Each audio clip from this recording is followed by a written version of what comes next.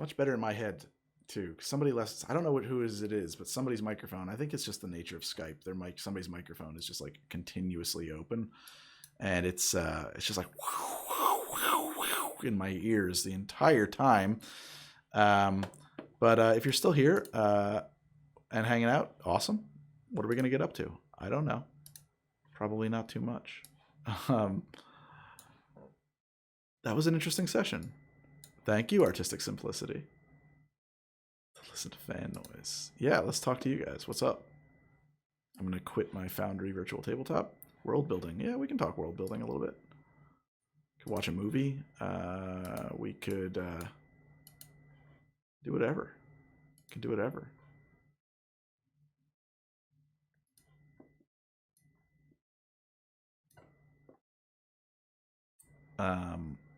Oh, wow, Eyes. Thank you so much. I really appreciate that. It's funny. It was fantastic. It felt, honestly, I felt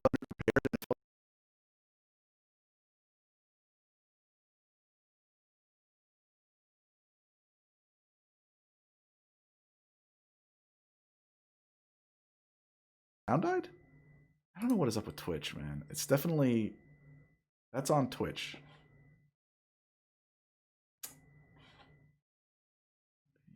Sound is back now. Okay.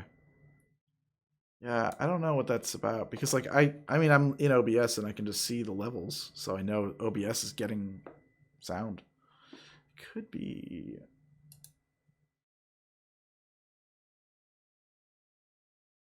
So, all right, Pride Chris, what do we got to do with them? Because I don't. What do you mean commands? What do you want me to set up? Let's just do it. Let's just do it right now.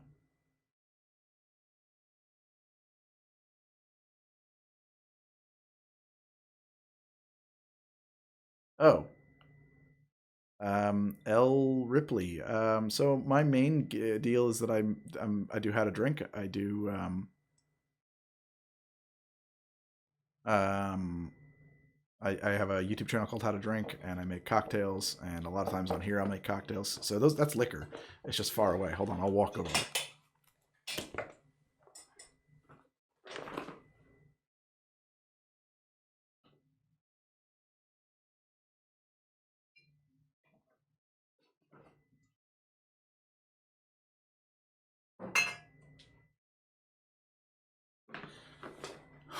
All right. No, that's great, man. LA, I'm. Uh, exactly, Ari. I agree with that, man. No, I'm always happy when new people find the channel. It's awesome. It's like the best thing ever. Very tasty hot sauce. Yes, indeed.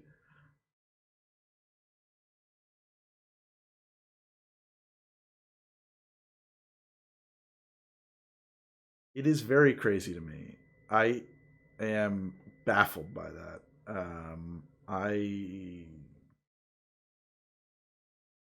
I feel like probably she was ending her stream and just like picked a D&D stream to raid, honestly. I don't believe she actually like was like we're going to raid Greg tonight. I have a bunch of emote slots open and actually we're working on that. I'm working on that.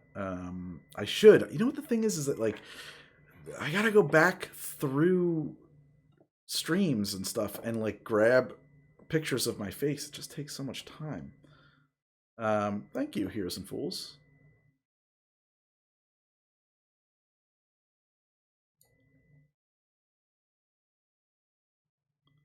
Might have better use with like a B-man uptime bot.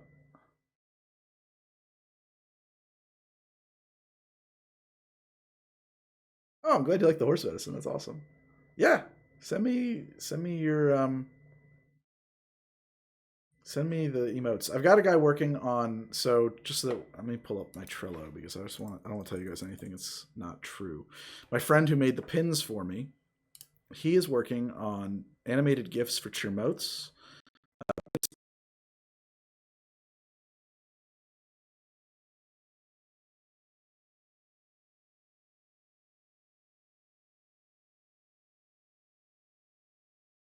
Stone, I had no idea. Sound. I don't know what's up with that. I do know what's up with that. Hold on. I think it's the notification box. Second. Alert. You know what I'm noticing is every time somebody subscribes or whatever, the alert box goes off, sound cuts out. So I'm just turning off the alert box for now, see if that fixes it. Do I know? Not specifically. I don't specifically know of a moose milk. Oh, that's not about drinking. It's about humidity. That's the humidity. I've had the air. The longer I'm on stream, the longer the air conditioner is off. So I like that's not my standard. My standard isn't Blanton's, but I do like Blanton's. Blanton's is good stuff. Oh, you're talking to someone else. I don't know Buffalo Milk either. Doing some world building now. How do you come up with the names for places and people? Sometimes I just make up syllables that sound cool. Like Zetashaya was just a name I made up, and Kaharavastra is a name I made up. Although Kaharavastra sounds very much like Zoroastria in into my thinking, but not really. Zetashaya is just syllables that I worked on together. A lot of the world names, so if we're talking about the map, stuff like that, I use this thing called Vulgar. If you ever go to Vulgar. So I'll show you this. This is pretty neat. Let me bring up my desktop and move this over here. And then you guys can see the horror that is my desktop. So this is my Vulgar account, and we're going to log in. And actually, to log in, I got to hide my passwords from you. Yeah, we're playing in 5th edition. I have no objections to it. I don't think that 5th edition does anything wrong. I didn't love 4th edition, but I really don't. Certainly as a DM, I don't see any problem with 5th edition. So go back to iMac desktop. Okay. And hide all of... There's so many tabs open because I didn't realize. Okay, so this is Vulgar Lang. It is a fantasy language generator. It builds very total functioning conlangs. Conlangs is like a concept, right? And you know what? We could get some music going here too. So it builds these constructed languages. Let me know if that's a little hot, by the way. We can bring it down. It's in my ears. It's pretty hot, but that's just my monitor. And we can generate a new language just by pushing a button. And this is the language of Hapfien. And we constrained 0 rules here, right? And it'll tell me this is the spelling and phonology.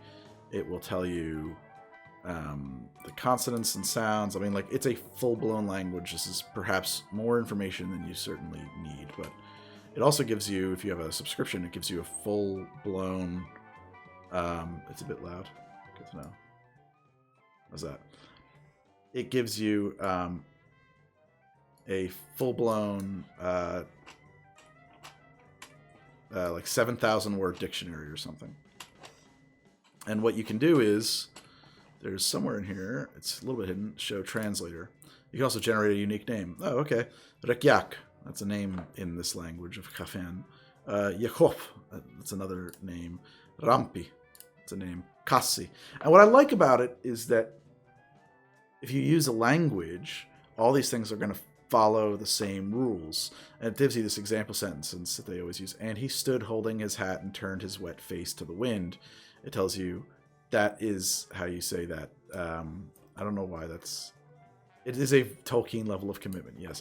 But like, I can also do a translation. I could put in... and I can translate that into... Yitte hook puswapko. However, I don't think that's the right word order. And he stood holding his hat.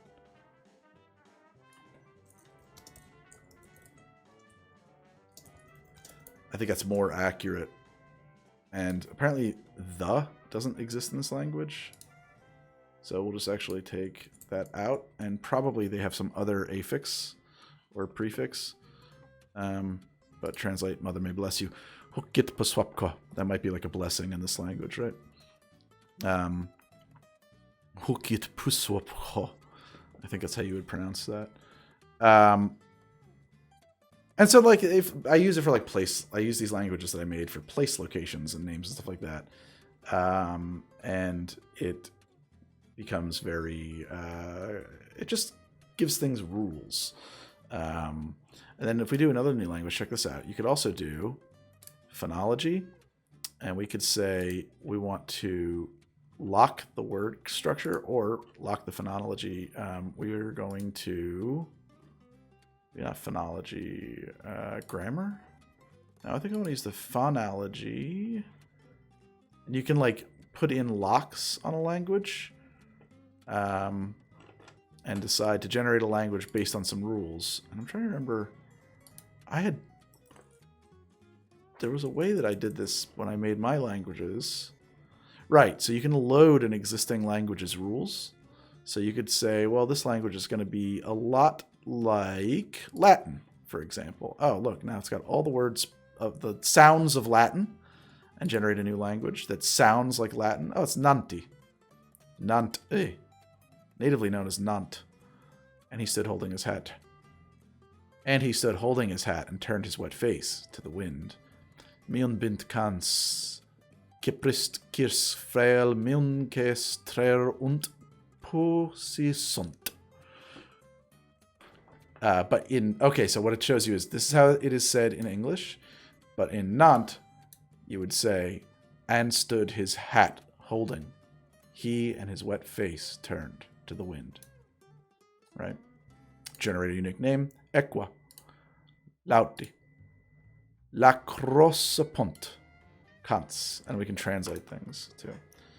So it really gives, I mean, just that very top level shit is super helpful to me.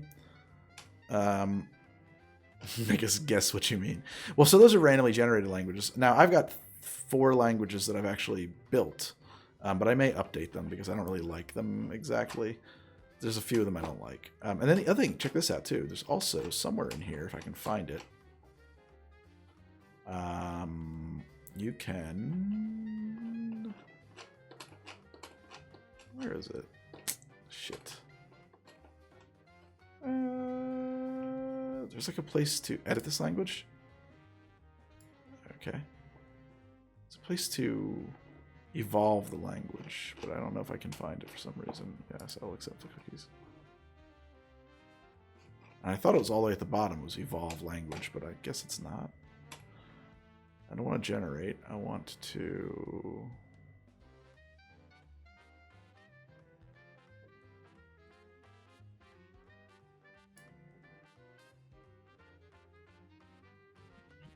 Custom settings that can now be edited. That's weird. Oh, so now I guess once you hit edit this language, it loads it up here, and we could say, you can change things. I mean, you can do really crazy shit. It's way more. This is a very robust system. Analyze the word structure of the language. You can do all kinds of crazy fucking shit. Change this stuff. So it's a lot. It's a real lot. So I've got 4 languages that I built when I was building the world. Dashi, Drush, Bedsai, and Nolmas. Because there's like kind of 4 distinct cultures. A friend of mine who's into world building is like, you don't have enough geography to warrant 4 languages. But that's okay. Have you ever read the Here Dragons Abound blog? No, I never read that. I'm gonna check it out. Here Dragons Abound. So for the maps, I'm using actually Wonderdraft to build the world map. Let's check this out.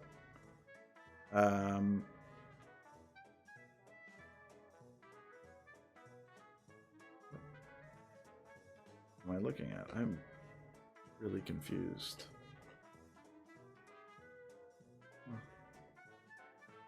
Neat, I guess. I was expecting there to be a generator here.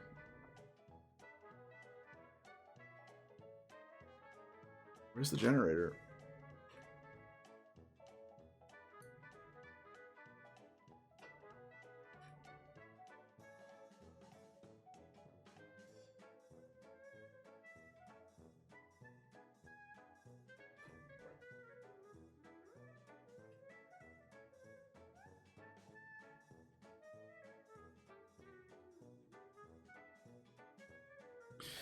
Yeah, falling asleep while streaming, L Ripley is that's a no-no. That's against terms of service. If we open up Wonder Draft, I'll show you Wonder Draft. Reopen it. So Wonder Draft is made by Mega Sploot. They also make Dungeon Draft, and the actual dungeons maps are done in Dungeon Draft. But Dungeon Draft is in beta and only on Mac or only on PC at the moment, which is frustrating to me. It just makes my life hell. And then my maps.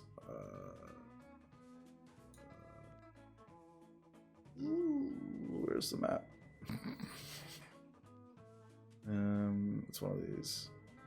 I think it's the 40 megabyte one.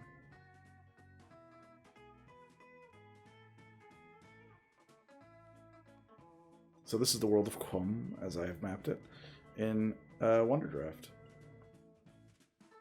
And I'm pretty happy with this map. It is not complete. It is need to be complete. I don't know why I can't move. There we go. What the heck? There's layer. I don't know. There's like a lot of different. It does things. I can permit you cottager.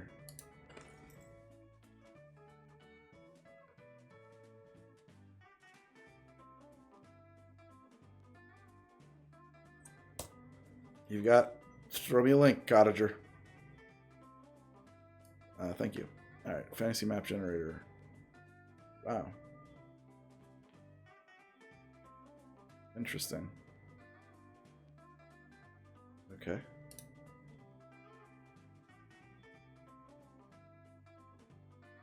Huh. Oh, wow.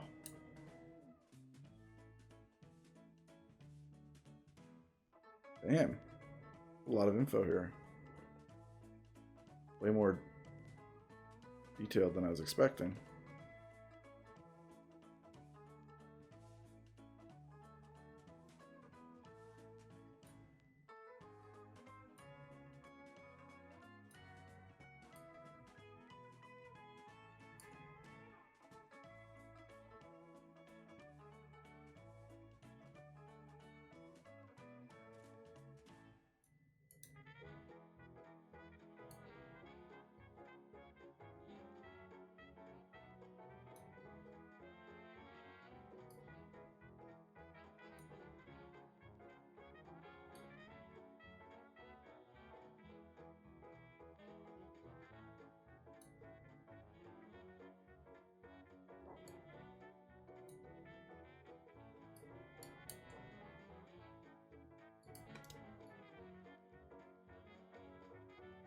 It doesn't like to work.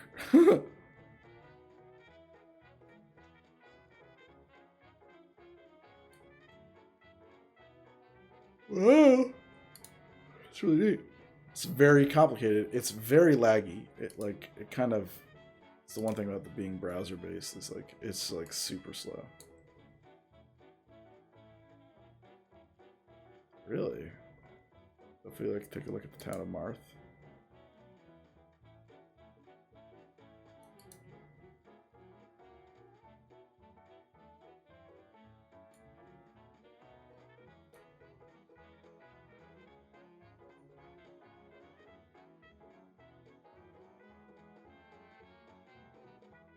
Oh, this is the what about?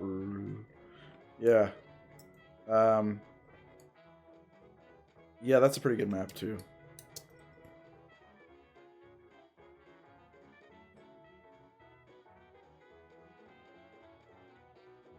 But does this match that? I guess it could, because we could just say there's not much detail there, and so that's what it really looks like up close.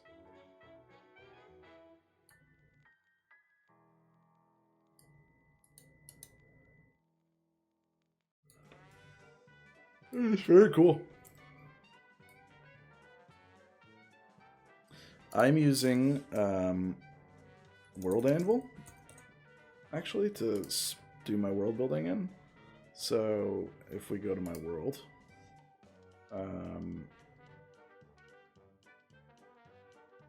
there is a map of the place, Qum. And this is public, by the way. If you come here, you can link it. You can go around on here, and you can go to and that should link you to an article. Although I don't think I've written much about Drot. Yeah, I have a seat of the Droshian Empire. I just haven't written much there. But if you were to yeah,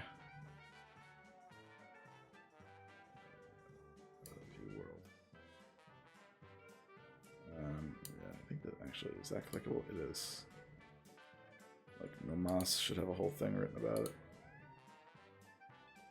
I guess it doesn't. Did I write any articles about any places? I wrote about Goodwill.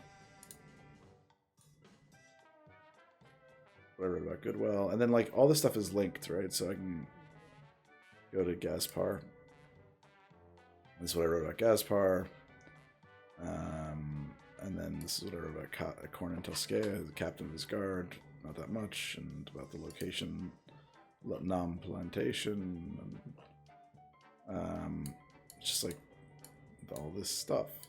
But like all these towns down here, the reason I came up with those names is those were the names that I was like, you know, I was working on names in Dacian. And honestly, I kind of forget what my rules were. I was like, you know, I was naming them like rivers, mouth, and bays opening and stuff like that, you know. Drot is thus named because it is the seat of the language of Drot.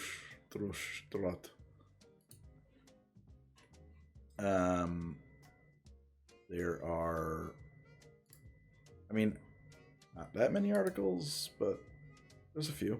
You know, you can click around in here, and some of the stuff like Cornyn's Gambit shouldn't be public, but I made these articles of common Bedsai, common Dashi, common Droshi, and Nomasian surnames so that I could quickly come up with characters. I just made 10 of each. Belawai, Stoloi, Balal, Glotnum, Kindum. And there's just basically things like Miller, Jeweler, you know. I think I decided that Bedsai worked the way that you would expect most European languages to work for names. So they're kind of jobs. And then I think Dashi was all like, you know, two mountains, running water, things like that. There's way too many little symbols in here.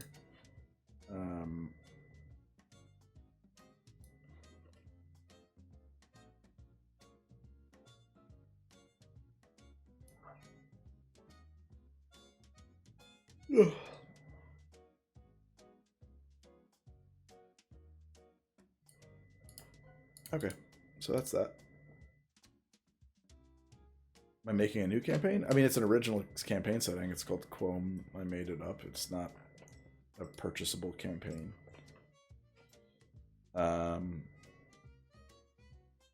Does it? Does Nightbuff need to be turned down? We can do that. Let's go to... I think you're probably right. Let's just dial that back down. Let's do it. Let's go over to... Oh, you know what we should do? This is Twitch After Dark. I should totally do that. Hold on a second. I totally forgot that I made this thing. Give it a second. Give me a second here. Hold on a second. I forgot to... We got to do the show. We got to do the show open. Yeah, hell yeah. Gotta do it.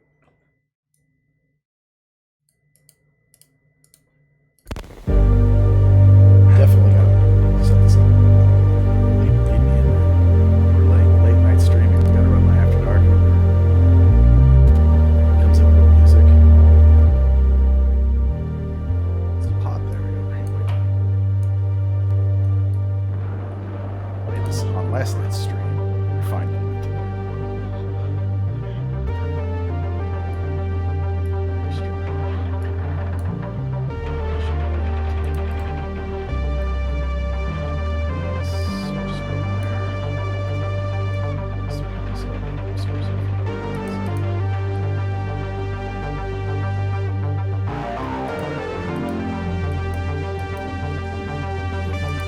Now the video comes in a second, guys. Leads into music first. So that I know I'm listening to the music. back, guys. I know we're gonna get tonight.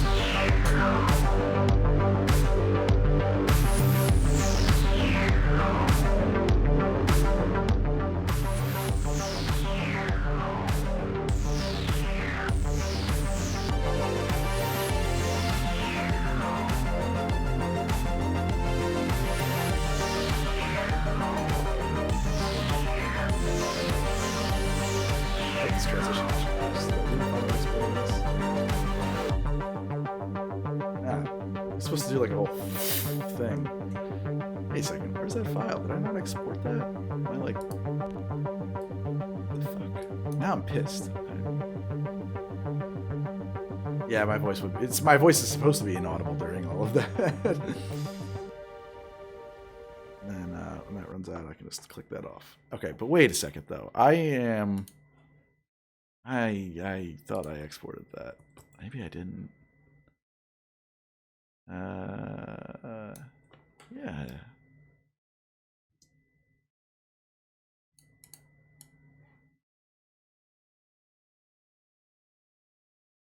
Oh, you know what it is? Hold on. I know what it is. It's pointing at the wrong file. Yeah, that's the bad file. We gotta go to version 3. Okay, let's do this one more time. Here we go again. So let's start the show. This is a little tighter. It's not gonna be as long. And the music is in my ears, so I can hear it and be like, so welcome to the late night stream, guys. I don't know what we're going to get up to. It's going to be a lot of fun. It's anything goes. Greg from How to Drink doing the After Dark thing. I'm going to answer your questions, take your comments, make some drinks, watch a movie. I don't know. It could be anything. Whatever you want to do, let's do it. You, me, we're good friends. Show intro, stream warm up, spiel, shtick, talky talk, waka waka, waka waka.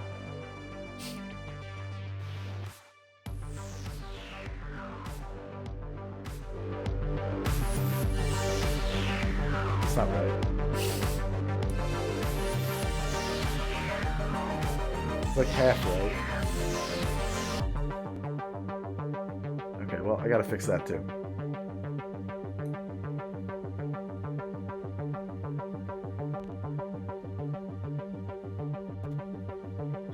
The dots are synced to the music. Yeah, they are. You want to see? I'll show you. Give me a sec, because I got to fix that. So, I mean, I don't have to fix it, but I got nothing better to do.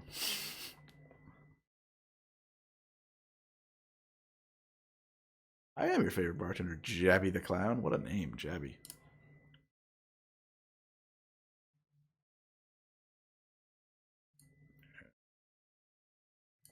So, there's an After Effects composition here that is linked to this.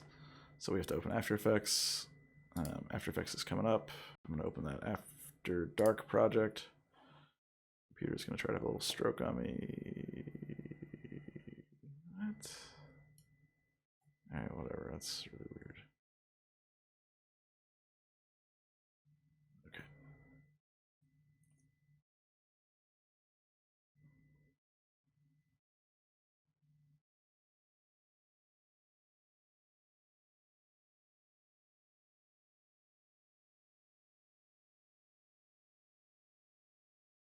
I'm moving this one frame at a time.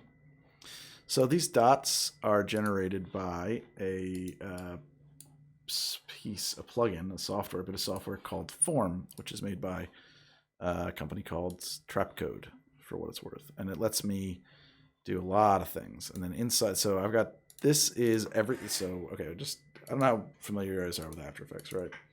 The way I built this is I built everything and then I pre-composed it. So I took every layer and I put them into one composition, and then I triplicated that composition, and using a shift channel effect, I made one version of it red. Okay, one version of it is green, although there's no green here, so you can't see it. And then one version of it is blue. Okay, and then you make them all additive layers, you put them together, you get your 3 colors. But the reason you do that is so that each layer can have a different amount of optical distortion on it. You see how we get like this red here and blue there? That's called chromatic aberration, and you create that by throwing optics compensation on top of a layer, reversing it, but it has to be just the red channel, right? And then bending it. We can bend it however much we want. We can go really crazy with it. Then now it's like, what is that even? It just looks like an acid trip. It's cool, but it's not what we wanted. Okay. Can't see the screen? Wait, seriously? Did I screw up again? Ugh. One more time. Okay. Okay. So I'll advance this one frame at a time. So these dots are being generated by a program called Trap Code Form, and they come swooshing in, and they build into actually a real environment. I'll get into that in a minute. It's using a height map. And I built a very complicated After Effects composition. I collapsed it all into one composition called All of It. And then I triplicated that on this top layer here. And one of them is red, one is green, one is blue. So you can see if I solo this, it's all red. And then this one is actually blue, but they're additive. So when you put it together, you get all of your colors. You got to do that though, using this program called this plugin. It's built in Shift Channels, this effect Shift Channels, because you want to not take information from other channels. You want them off. You just want red. Then the reason you do that is because now you've got a red channel that you can independently modify, right? I could literally take the red and just offset it if I really wanted to. I don't want to, but I could take optics compensation. And what optics compensation does is it bends something to fix a lens, but in this case we're going to break it, reverse it, and just like bend the heck out of it, right? Like that. That's too much. But what we did do, see how there's like a little red on this side, a little red and a little blue on those dots? That's the way a broken old TV would look. Then the next thing I did was I made an adjustment layer and I put a glow on it, because if it was a real tube television, a real cathode ray tube, everything has got this halation to it, this like glowing luminous quality. I think that's one of the most important things in recreating kind of vintage feeling graphics. Everything should glow. Nothing should be flat like that. Everything should feel a little bit electric. And then on top of that, I put another adjustment layer, and this had a compound blur on it, but I decided actually to do the compound blur on each channel individually. And what that is, it's a kind of blur that looks at another channel, and this channel is a channel I made just like this, black with a little bit of white at the edges. So that compound blur is only going to blur where that white is, and you can see at the edges there, right? How did I learn this? I am self-taught. I told the story recently, like just the other day. If you watch a previous channel, you'll see it. Basically, many years ago, I got out of college from film school, and I needed a job, and I wanted to be an editor. No, I didn't want to be an editor. I didn't want to be an editor at all. A friend convinced me to be an editor. I couldn't get a job at a furniture store, and I decided to go teach myself After Effects. So I locked myself with my computer and Andrew Kramer's videocopilot.net for a few weeks and did like every fucking tutorial I could get my hands on. And then I said, great, I'm now kind of a motion graphics artist, but also an editor. Because to me, it was like, I wasn't a great editor. I didn't think I knew how to really build a story better than anybody else, but I knew the software. And I felt like, well, if I know this and that, I'll have two kind of real technical skills under my belt. That might be valuable to somebody. So let's actually look at what's going on under the hood here. Under the hood, when we click into that, and remember, this composition, all of it, it's the same thing 3 times. I'm trying to go back up. 3 times. So you don't need to go into each one. Whatever we do in one, it's going to be the same in the other one, because it's literally the same competition, right? It's just duplicated. And already you can see this looks much flatter because there's no glow here. So all of these layers are doing a job, and it looks really complicated, but honestly, you build them all one at a time. What's in this pre-comp? This has the music in it, and I just needed to pre-compose the music so that I could have the audio synchronized to it. And it probably isn't really in sync anymore, but you can't tell the difference because it's still to the beat. No, I never really thought about making my own courses. And so then on this layer, and then this is a photo, literally a flat photo of a height map, a black and white picture that we can use. It can take that black and white, those values, those luminous values, and say light is high, dark is low, and you can tell form, the dot generating thing, will track along that. And now you've got an actual shape, a real valley apparently in Afghanistan. I have a black video layer here. That's a vestigial thing for timing. I could literally delete that. So if I go to form, this is the thing that's making those. And actually, this didn't start out that way. This started out literally, if I can find it, there was a grid. I don't know if the grid is still on the timeline. I may have deleted it. Is it that? That should be that. Taking forever to load. Yeah, we started out just flying over a grid. I thought that'd be cool, but then I wanted to have the grid have like kind of hills and valleys, and I was like, there's a way I could do that. But then I started playing around with form, and I was like, okay, we'll do it with form. So we'll do it form. And this is not part of Adobe Cloud. You have to buy this extra. It comes with trap code. It's a very complicated particle generator. I had to watch a bunch of tutorials to like kind of wrap my head around it. But like once you know one particle generator, they do kind of all have similar stuff. There's going to be a section of the generator that defines, well, what is the particle field we're making? Is it an emitter? Is it an array? What is it? And then what is the particle is the next question. Well, we're just using spheres, but we could use a lot of different spheres. Let's turn that grid back off. Put that light back on.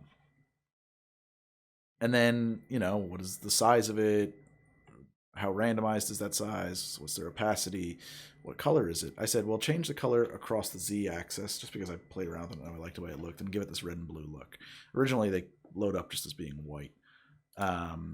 Then we go layer maps. This is where you get into what you can do with this is pretty neat. So we have a displacement map that is mapping the red, green, and blue to X, Y, and Z. It's taking the red, green, and blue of my displacement map, the chroma values, well, it really should be, and translating it into X, Y, Z data, and then mapping it across the X and Z axis. And it's looking for this Afghanistan Valley layer using the source, and that's how strong it is. So we could even, you know, we could cut that in half, right? And you're going to give much less, well, whatever. It's just going to break everything. But the idea is that you could have, you know, much less power, okay, in that. And then there's also a disbursement thing happening to kind of help that along. And there's a fractal. There's a bunch of things that are affecting this. And then we have a audio react layer. It's that simple on this one. And it's mapping that pre-comp, the music, to the fractal, which is an invisible field in this case that is distorting everything. And the field is there all the time. The audio is telling it, well, how much does that field affect everything?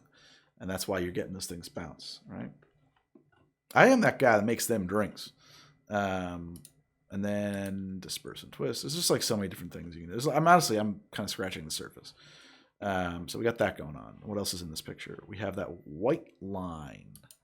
So that white line is literally a white line. That's all it is. There are some keyframes on it that tell it how to show up. See, it does that. It sweeps in. And then I made literally 2 blobs of white. And they're all additive, which matters on this. And that just like kind of looks like beeps that come out, right? Build that. Now, because they're all additive, we're going to come to that. And because we're working in 32-bit color space, it's basically creating values that are over maximum, right? Like it has values numerically on the computer that are higher than a monitor can display. It regards that as luminance. It says, oh, that's an illuminated thing. So if you put a glow on that, right? So if we look at that, literally just that white solid, but that's not what's really there. That's just what the monitor can display, right? Let's go up 1 layer. You're going to see what I'm going to talk about here. See, it's got that glow. It has a luminance quality to it. It could be more severe, but that's how that works. And actually, I think it probably could be more severe. So let's show you real quickly. Put a glow on there. Literally just basic glow. Like put it on the layer. Okay. Set the threshold actually pretty high. Set the radius gigantic. And the intensity high. And the threshold dial SL in. Okay, that looks cool. I kind of like that streaking thing that's happening. And now let's go up a layer and see what it looks like in our top layer. Because there's, yeah, maybe, I don't know. Maybe. It's just going to add processing time. I don't really think it's a huge improvement, so let's just ditch it. But you get the idea. Yeah, they are additive layers. I don't know. And then that blue solid, that shows up in the background. It's kind of mapped to fill in along that white line, which I think is a really neat effect, actually, when you see it all happen unfolding. Then we have these. That's literally I'll just show you what those are. Those are my mountains. Made 2 layers. Those are just shape layers that I just very quickly drew right here with a pen tool. And then to have them arrive, I put an optics compensation effect on them, which is the same thing we're using to distort the thing up top, and I just bent it and had it unbend into the frame.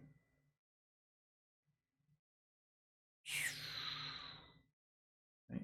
And then the other thing, that's that red glow behind there. So we had a blue solid. On top of that blue solid, I created a thing I call the sun. It's literally a red circle that is add, and it has a mask on it. So it's a red flat, but then I masked it with a, show you. Literally just like drew a circle on it and said ignore this other part. So if we take it, it's additive, but it could be none, right? It'd just be a red solid. Then we constrain it. It's like cropped it along that circle and then feathered it, make it additive. Oh, look, it's a fucking glow. That's like a glowing sun over the horizon or something like that. And it's great because when you put it on top of that blue and it's additive and feathered, you actually get this really natural gradation. You don't have to paint it. It just kind of does it procedurally. Okay. And that's pretty much the whole thing. After that, it's just text.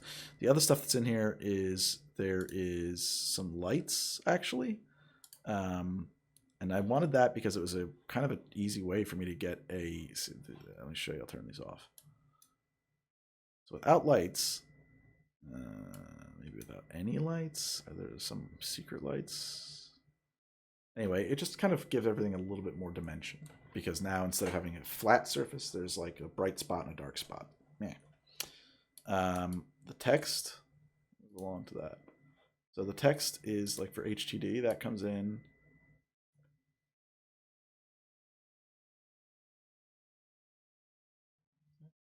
Yeah, okay, here we go. I'm swooshing in. So one thing, we have blur on. If we turn it off, okay. I don't know what the fuck I just clicked. There we go. If we turn the blur off, you'll see that it moves very flatly. Not exciting. Turn the blur back on, it has a lot more excitement to it. And then it's got a Gaussian blur, and then it's got, see how it's red? That's because, hit you. I just open up all my effects in there. Go to Gaussian blur. So I took this value, the blurriness, and I got it, you know, like I think I gave it a 3 baseline, and then I hit Option and click on what they call the stopwatch. And then that opens up a place where you can write a little piece of code called action script. And I just said wiggle 10 times a second by a value of 5. So randomly, watch the value here of the blur as we scroll through. It's going to just kind of wobble around on that. So it's not always the same amount of blur. It's kind of pulsing. Kind of gives it that sort of uneven analog vibe. And I threw a little glow on it to give it that luminous quality that I like. So we keep advancing here. The next thing that's going to show up is After Dark. It's 2 separate texts, and they are arriving a little differently. I used a range selector on them. Animate position of text character by character. It's a font, it's blurring, it's got a bluish glow on white text. It's all additive in a 32-bit space. We get this kind of neon look. After Effects still uses ActionScript, absolutely. If you don't know ActionScript, you don't know After Effects.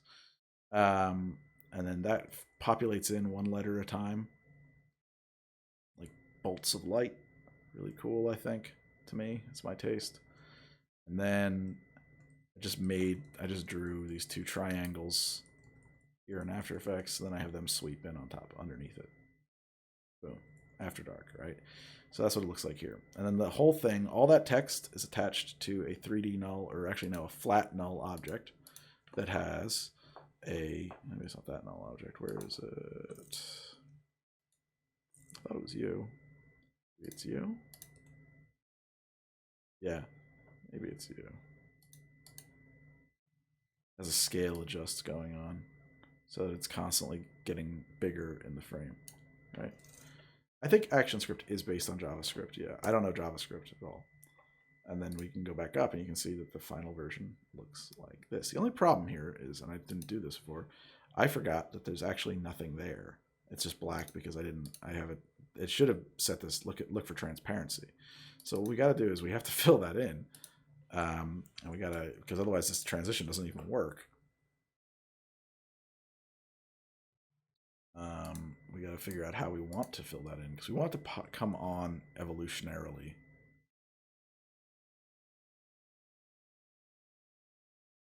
And I think that's where we want it to come in right there. So we have this blue thing coming up. What we want to do is, where is that solid? There is sky. And I think that actually that black video is something, that's what it is. I turned off that. Okay. So, let me think. You're following that black solid. Let's duplicate this black solid. Put it here. And move it. Hold on so I can see it. It's actually, yeah, perfect. This is going to be stupid easy. And then just turn the other one back on. Okay, so to explain what's going on here. Alpha matte black solid. Perfect. So what you've got going on here is this is just literally a frame of black. It's just black. And then it looks at this layer up top here, which is set to alpha matte. It says, pull my alpha from that thing's alpha, right? And so this black solid, I programmed it already to have a scale adjust, right? So it sweeps out like that. The only problem is that well, I guess it doesn't matter because there's a sky up there, so yeah.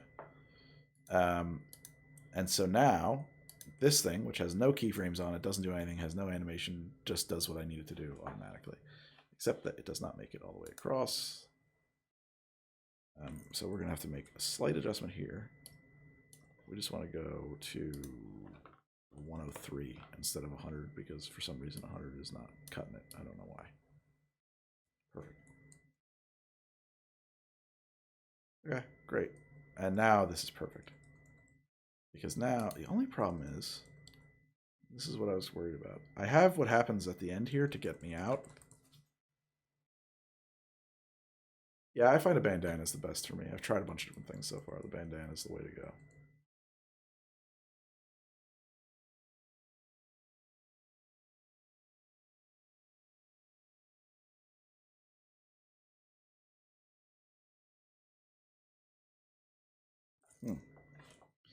Where's that transition? Built the whole thing.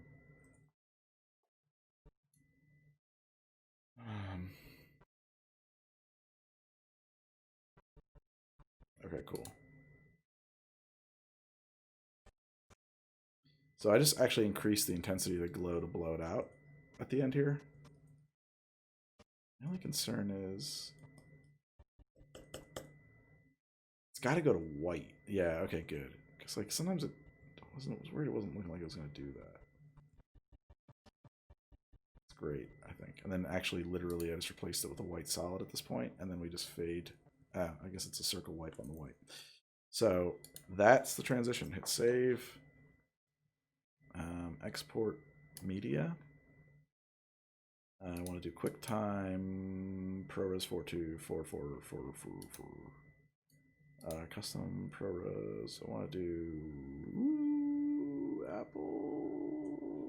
Why don't I see you? ProRes quadruple 4 with alpha. Thank you, but match the source. Okie dokie. Cue it up.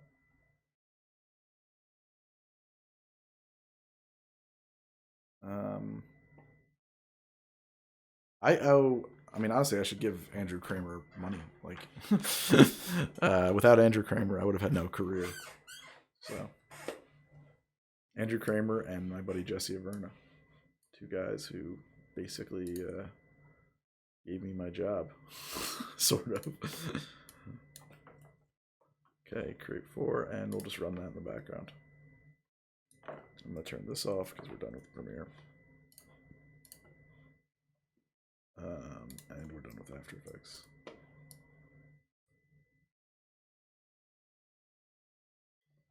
Go back to the desk cam.